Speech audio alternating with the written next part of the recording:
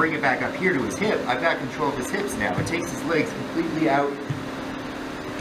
And you'll notice I just turned my hips over. I pointed my shin that way like this, and it flips his hips right over. Okay? You're just using physics.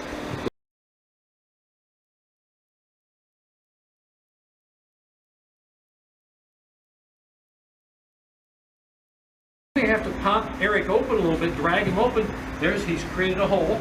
That's a good way to set him up. See how you grab the belt with the nape of the neck there and pull them open, okay? That's a good way to create that hole. But now look at Derek's position. Now here's where we're getting precise, okay? This is where we're going to be. See how he is to the side here? He's going to be stepping his leg over, and when he does, he wants to be very specific about threading that foot. See him come on around here. He's going to thread his left leg, the leg closest to his opponent's hip. That's going to thread through. Now look how he does that. He anchors right here. That's really important. Because if you don't anchor and control his leg, you're controlling his hips now. There's important parts though, and the things that Steve points out, there's a reason why he's saying that resting on the top of your head, not on your shoulder, and then getting that foot hook, or that foot hook in the hip. If you don't have that, you're not across his waistline, his belt line, you don't have control of the hips anymore. So when you turn a big guy over, he ain't going. That's when they just go, ugh, and you're like, I hate this move, it doesn't work, I don't know what they're talking about. It's because you don't have the leverage across his hips. Show that what you mean, because so, let me show you this.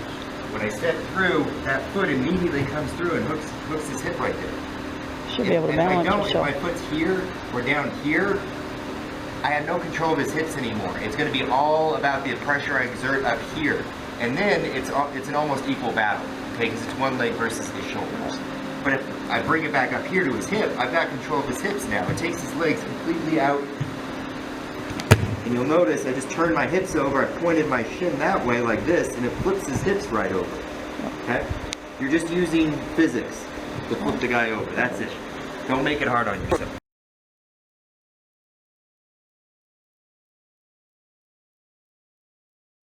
Now let's look at the position. See how Derek is sideways, almost like an L here. See his side position here? As soon as he anchors there, as soon as he puts his foot there, he immediately, with his right hand, the hand closest to his opponent's head, hooks. Now that's going to chop Eric's arm in. But look also what Derek's doing with his other hand. He's posting here on the mat. That's his base. He's on the very top of his head. Here's where a lot of people, 90% of the people who want to make a good Juji Gatame and they screw up, here's where they screw up. They're not on top of their head. They're on one side or the other, they're on their shoulder. And if you do that, you don't have the position, number one, and balance able to make the roll happen, okay? If he just collapsed on, say collapsed on your right shoulder, he's stuck, he has to go that direction, okay? Now he wants to go that direction eventually, but he's not in a good enough position to make it happen now. You see I'm sliding off of him? Yeah, he's sliding off, he's lost the move, okay?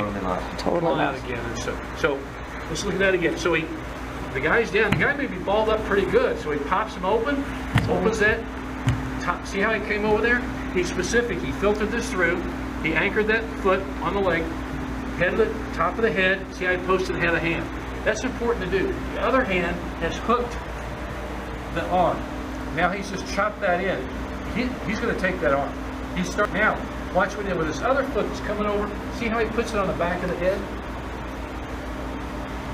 See his instep here, is that the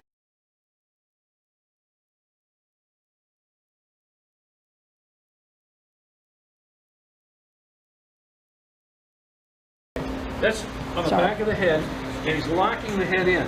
Now he's going to roll to that hip, and as he does, he rolls him over. In this case, he didn't need to do a leg drag or anything, he just rolled him over. And when he comes over, he kicks over, and he finishes the Juji.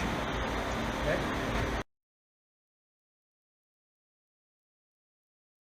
What we're going to show, guys, is when you're doing like a head roll Juji Gatame, Derek's going to do this on Mike. Now watch. So he's setting him up. He's got posts and everything. Now, but the guy may like stop, you know, and so you've already turned and you haven't rolled him, right? So what Derek's going to do with his, now he's got his right hand trapping Mike's left arm.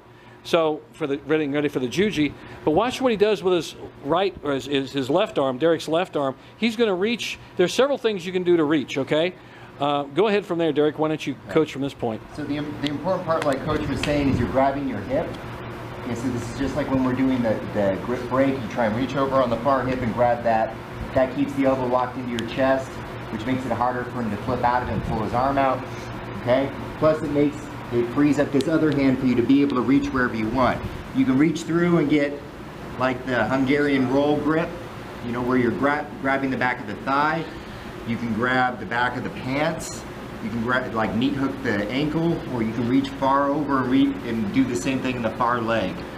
I think technically the far ankle was what Anne Maria showed us first when she showed this off.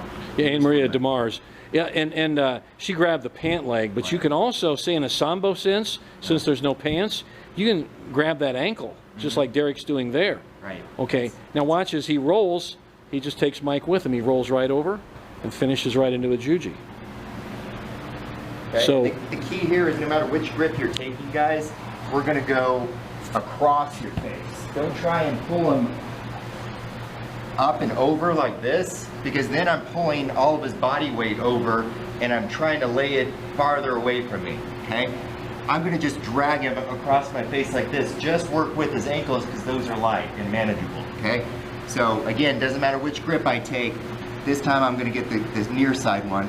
I'm just gonna pull across my face and turn over, okay? And as soon as I turn over, my hips are up. Just collect that head, bring it back in.